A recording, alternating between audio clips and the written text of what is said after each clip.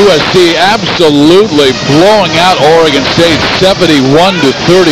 We've seen some surprising starts in the Pac-10 Conference. No one expected Washington to lose their first 3 games, but they have.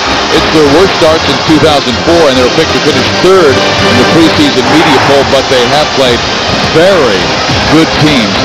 Losing in LA and then losing to Arizona, one of the top teams in America, number 7 Arizona, is tonight in Pullman. And that's a team to really watch for, because I think when Arizona defends, and because of their leadership and that senior point guard, Mustafa Shakur, when they defend for 40 minutes, they can beat anybody in America. Well, their starting 5 is one of the top starting 5 along with Florida in the country, and they showed that in Seattle against Washington. And you know, the Pac-10 Player of the Week of Ron Radinovic had 8 points, but you had everybody else with 22, 22, 23, 22 in terms of Shakur and Budinger, McClellan, Marcus Williams. But remember Washington that year, 2004, they started like 0-5 in the Pac-10, and I made a statement that they were just trying to salvage their season. Washington in 2004, they rolled off about 4, 5, 6, 7 straight victories in a row, and I believe made the NCAA tournament that year.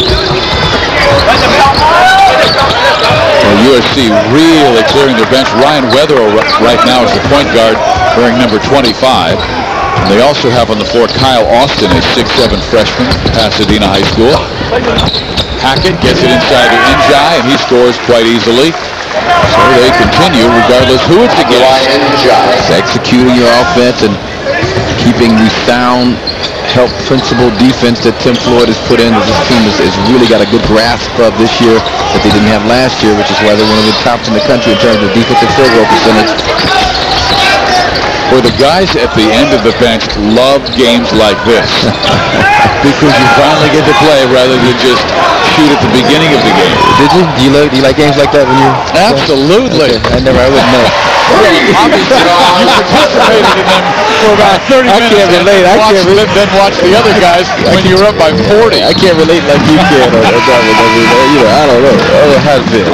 But it's got to feel bad for Jay John. But help is coming. You talked about Calvin Haynes, the 6'2", 6'3" guard, Murray Johnson, the 6'7" sweet stroke jump shooter out of Dorsey High School in Los Angeles. And we watched a young man they are redshirting, Lathan Wallace. Maybe the best two guard on the team right now. And he wasn't when practice started. They wouldn't have redshirted him, but he has come on the last 2 or 3 weeks. I saw him in practice yesterday, just killing out there. And boy, they could use him. He's out of Jefferson High School in Portland, averaged 25 points a game in high school, and they actually thought about activating him against Howard a couple of weeks ago, but decided against it. They didn't want to give us that redshirt season. USC will have the basketball. What a year it has been for the Pac-10 Conference, one of the strongest basketball leagues in the nation, the #1 team in America, and they lost today to Oregon.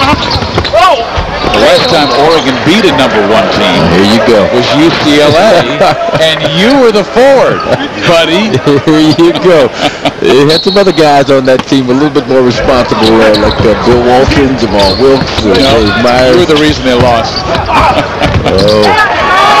But did you have a funny story about that game? Not really funny, but it was a game at MacArthur Court. Fans were going crazy late in the game, close game, timeout called, and Coach Wooden got us into a huddle, and one of the fans from Oregon threw an apple that hit Coach Wooden right in the chest, and he just had a heart attack, about a year earlier to that, and the turned white as a ghost and look on his face. I mean, it was just one of the craziest basketball scenes I've been involved in.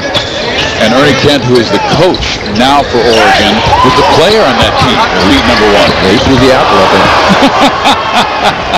He did not. Congratulations to Ernie today on a brilliant victory.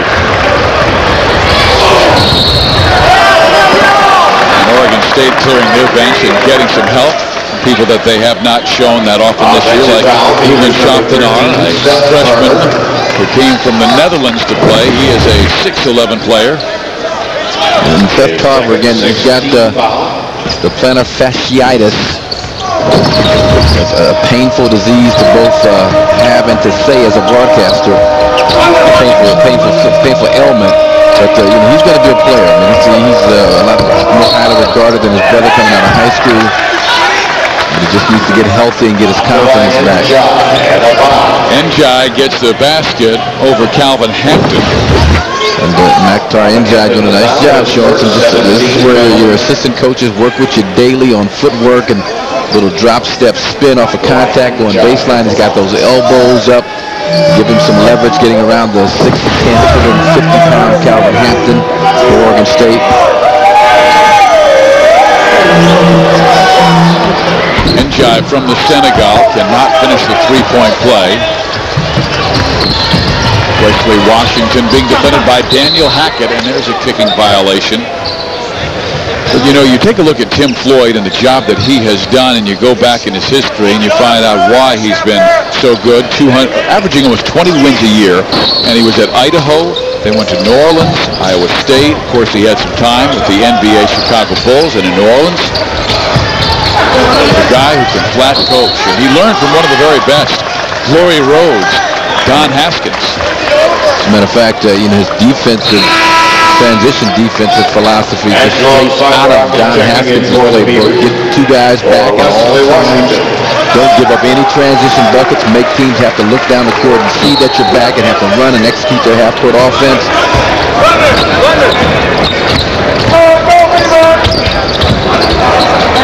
Kyle Austin with the ball. He gets it to Daniel Hackett, who shoots and misses. And it is the kid from Netherlands, Joktenaar, grabbing the rebound. Joktenaar not in practice yesterday, involved in a minor car accident.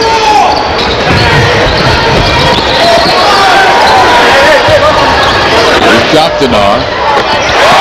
And he's such a good shooter, but he has to realize where he is on the floor, and he had both feet right on the line. He just was back when he caught it, about 5 inches. That's a three. Coaches don't like that long two-point shot. Ryan Weatherall giving it up. He's got a time under the board, 7.5 minutes remaining. USC with an impressive lead on the road at Oregon State.